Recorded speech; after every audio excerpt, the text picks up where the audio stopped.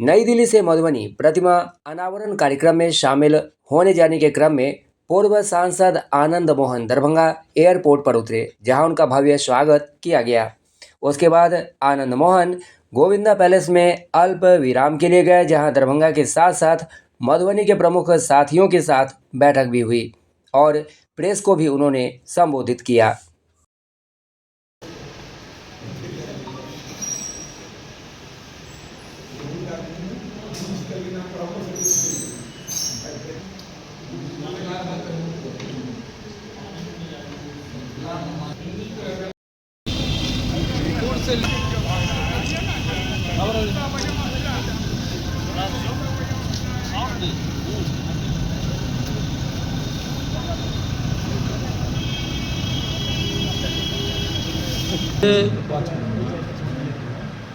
कोई औपचारिक बैठक नहीं थी। मुझे आना था एयरपोर्ट पर और मुझे यहाँ से जाना था मधुबनी बिशनपुर, जहाँ दीना बाबू और उनकी धर्मपत्नी निर्मला देवी के स्टैचू प्रतिमा अनावरण का समारोह है, वहाँ जाना था। लेकिन यहाँ के साथियों ने अल्प विराम दिया, इसलिए कि आप सबको मालूम है पिछली बार 5 जून को हम लोगों ने शहीद सूरज नारायण सिंह की शहादत दिवस यहाँ हम लोगों ने मनाया था और उसमें तय हुआ था सार्वजनिक तौर पर माननीय मुख्यमंत्री जी और नीतीश कुमार जी और तत्कालीन डिप्टी सीएम सम्राट चौधरी, जो वर्तमान में अब ओथ ले लिए होंगे, तो माननीय मुख्यमंत्री हैं, दोनों व्यक्ति के सामने दोनों की तरफ से घोषणा की गई थी कि सूरज बाबू के नाम पर मुख्य चौराहे पर उनकी प्रतिमा लगेगी, शहीद सूरज नारायण सिंह चौक और चिल्ड्रन पार्क का निर्माण होगा। आज तक चिन्हित नहीं हो पाया। 24 घंटे के अंदर ये फैसला लेना था जिला प्रशासन को कि कौन सा चौराहा या कौन सा पार्क उनके नाम पर जहाँ आवंटित होगा और जहाँ प्रस्तर प्रतिमा उनकी लगाई जाएगी। आज तक चिन्हित नहीं हुआ तो स्थापना का कोई सवाल नहीं है, मूर्ति स्थापना का। ऐसे में लोगों में आक्रोश है।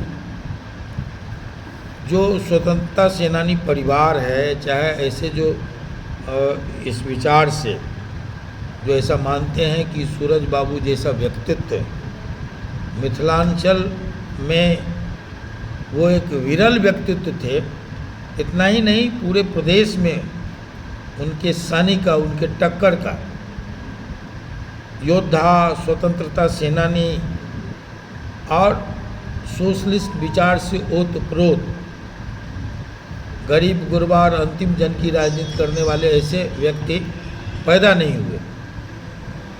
तो उनके नाम से अब तक मूर्ति और या पार्क की स्थापना नहीं होना दुर्भाग्यपूर्ण है। आगामी 21 अप्रैल को उनके शहादत दिवस पर लोग इकट्ठा होंगे और अगर तब तक पार्क की घोषणा नहीं होती है, मूर्ति तो बाद की बात होगी, सरकारी स्तर पर अगर पार्क की घोषणा नहीं होती है तो ये सवाल उठाया जाएगा कि चीफ मिनिस्टर से बड़ा कौन सुपर चीफ मिनिस्टर है जिनके कहे का मुख्यमंत्री की बातों की अवहेलना की जाती है। तो ये सवाल खड़े किए जाएंगे और उसी के साथ साथ उस दिन हम लोग विश्वासघात, जैसा कि आज फैसला हुआ, विश्वासघात दिवस मनाया जाएगा। एक तो ये है। दूसरा कि आगामी 23 अप्रैल को बाबू वीर कुंवर सिंह 1857 के गदर के नायक बाबू वीर कुंवर सिंह का विजयोत्सव है केएस कॉलेज में। वीर कुंवर सिंह कॉलेज जो दरभंगा है उसमें उसमें बतौर मुख्य अतिथि मैं आमंत्रित हूँ। हम सब की योजना है, साथियों से मुलाकात हुई, सबकी योजना है कि उत्तर प्रदेश, झारखंड, राजस्थान, अगल बगल के कुछ और मेहमानों को बुलाया जाए और उसको एक ऐतिहासिक स्वरूप दिया जाए। बाबू वीर कुंवर सिंह के व्यक्तित्व के लायक ये एक सोच, क्योंकि हम सभी मानते हैं कि जो अपने पुरखों को, शहीदों को भूल जाता है वो राष्ट्र मर जाता है।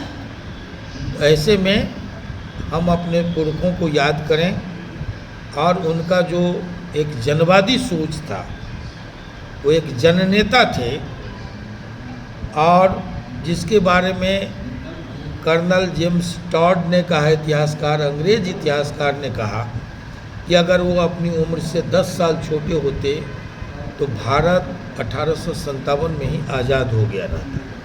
तो ऐसे व्यक्तित्व के विजयोत्सव पर हम लोग इकट्ठा होकर के उनको याद करेंगे, भविष्य की योजना बनाएंगे। ये 2 मुद्दों पर आज दरभंगा एयरपोर्ट से उतरने के बाद एक संक्षिप्त, एक छोटी बैठक यहाँ की गई। आप लोग आए, धन्यवाद। हमारा संदेश लोगों तक पहुँचे, यही आग्रह है। जो अपने शपथ ग्रहण करेंगे उसको लेकर क्या आप लोगों को पार्टी में किस प्रकार से? देखिए, मैं तो पहले ही कह दिया था, मैंने पहले ही कहा था कि ये जनादेश जो मांगा गया वो मांगा गया 2025 से 30, फिर से नीतीश, इस नाम पर मांगा गया। तो निश्चित तौर पर नीतीश कुमार जी को स्मूथली कुछ दिन और काम करने देना चाहिए। जिस सेहत का हवाला दिया गया तो उस सेहत की ज़रूरत तो फिर राज्यसभा में भी होगी या दिल्ली की कोई जिम्मेवारी दी जाती है तब भी होगी।